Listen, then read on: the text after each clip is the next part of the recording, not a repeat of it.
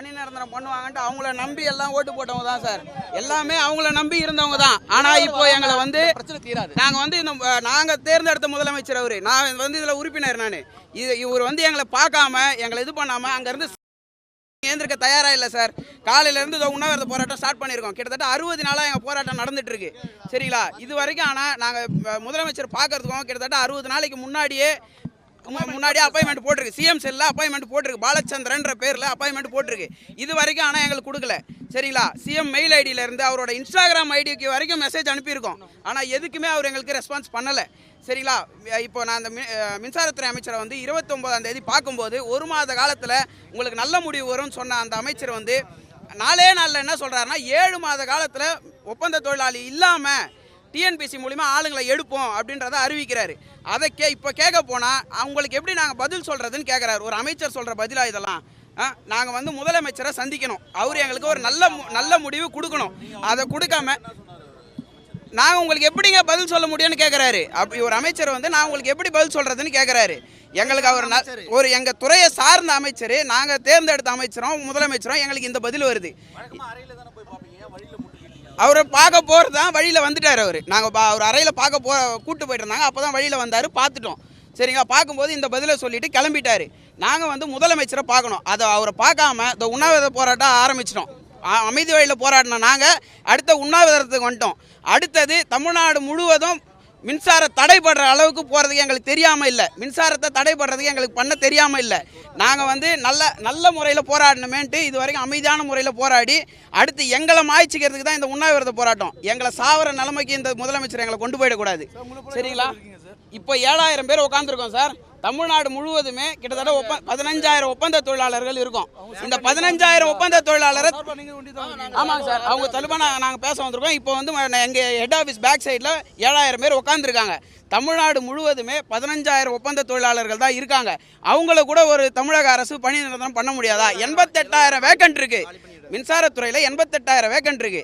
அதில் எங்களோட 15,000 பேர் அவங்க எடுக்க முடியாதா? இதில் யாரும் படிக்காதவங்க கிடையாது, முன் அனுபவம் இல்லாதவங்க கிடையாது. எல்லாருமே பல ஆண்டுகளாக இதில் வேலை செய்கிறவங்க தான். உற்பத்திலையும் சரி, விநியோகத்திலும் சரி, போஸ்ட் நடுறதுலேருந்து நாங்கள் அங்கே உற்பத்தி பண்ணுறதுலேருந்து எல்லாத்துலேயுமே ஒப்பந்த தொழிலாளர்கள் நாங்கள் தான் அங்கே இருக்கோம்.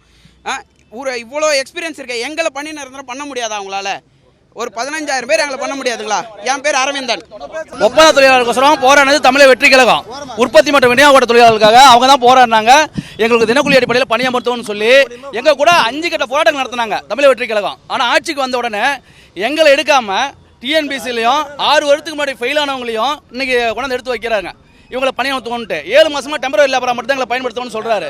இப்போ மின்சாரத்துறை அமைச்சரை பார்த்து, சார் என்ன சார் ஃபெயில் ஆனவங்களை எடுக்கிறீங்க? அதில் குறைஞ்ச மதிப்பெண் 0, 2, 3 எடுத்துக்கிறாங்க. அவங்கள பணி நிரந்தரம் பண்ணுறீங்க. அதில் பாஸான பசங்க கொஞ்சம் இருக்காங்க, அவங்கள எடுத்துகிட்டு போங்க. ஆனால் 0, 2 மார்க் எப்படி சார் எடுக்கிறீங்கன்னா அது பாஸ் பண்ணி வச்சிருக்காங்கப்பா அப்படிங்கிறாரு. சார் 0, 2, 3 ஓப்பன் ஸ்டேட்மெண்ட் கொடுத்துருக்கேன் மீடியாவில். எப்படி ஒரு முட்டை மதிப்பெண் எடுத்தவனுக்கு வேலை தர முடியும்? ஏன்னா தமிழ்நாடு மின்சார வாரியத்தில் ஆள் இல்லையா? படித்தவங்க இல்லையா? இது உற்பத்தியில் பார்த்தீங்கன்னு வச்சுக்கோங்களேன் சார், 40 வயசுக்கு மேலே எல்லாம் லங்ஸில் எல்லாமே புகை கட்டி எல்லாமே பல நோய்களை பட்டுட்டு இருக்காங்க. அவங்களுக்கு முன்னுரிமை தரல. 7 மாதம் சம்பளம் தரல அந்த தொழிலாளருக்கு. படிப்படியாக பணி நிரந்தரம் கொடுக்குறதுன்னு கேட்குறோம். எல்லாமே கொண்டு போய் ஒப்பந்தாரிடம் தான் கொடுக்குறாங்களே தவிர அதை வந்து ஒரு தொழிலாளிக்கு நேரடியாக தினக்கூலி அடிப்படையில் பணி நியமனம் செய்யறதுல என்ன தவறுன்னு தெரியல சார். இப்போ முற்றுகையிட்டு எங்களுடைய கோரிக்கையை நிறைவேற்ற சொல்லி கேட்குறோம். எங்களுக்கு தினக்கூலி அடிப்படையில் பணி நியமனம் செய்யுங்க, இதுதானே கோரிக்கை. இதை வச்சு தான் நீங்களே எங்கள் கூட போராடினீங்க.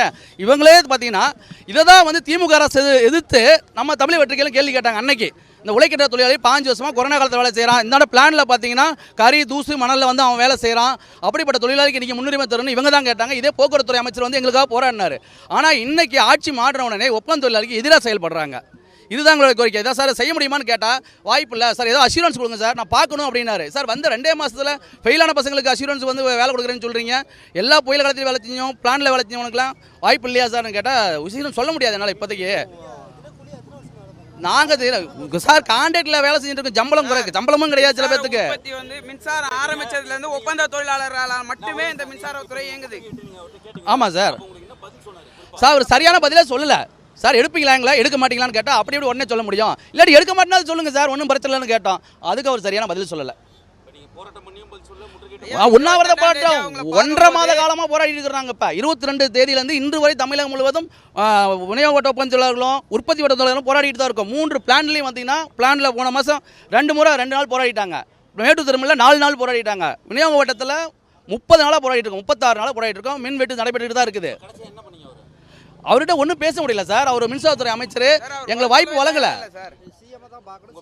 சார். மகேந்திரன் சார் கூலியே இல்லாம இதுல நிறைய பேர் இருக்காங்க சார். சார் 7 மாசம் சம்பளம் கொடுத்து ஆச்சு. அரசு 965 ரூபா நிர்ணயம் பண்ணியிருக்காங்க. 1300 ரூபா போட்டு 905 ரூபா கைக்கு வர மாதிரி. யாருக்கும் சம்பளமே தரல. இவங்க சும்மா பேருக்கு 965 ரூபா போட்டிருக்காங்க. எந்த தொழிலையும் சம்பளம் வாங்கல இன்னும். அதை மினிஸ்டரே பாரு வெள்ளை அறிக்கையில் சொல்லியிருப்பாரு. பிளே ஸ்டோர் மற்றும் ஆப் ஸ்டோரில் இருந்து பாலிமர் செயலியை QR கோடு மூலம் பதிவிறக்கம் செய்யுங்கள். செய்திகளை உடனுக்குடன் பெறுங்கள்.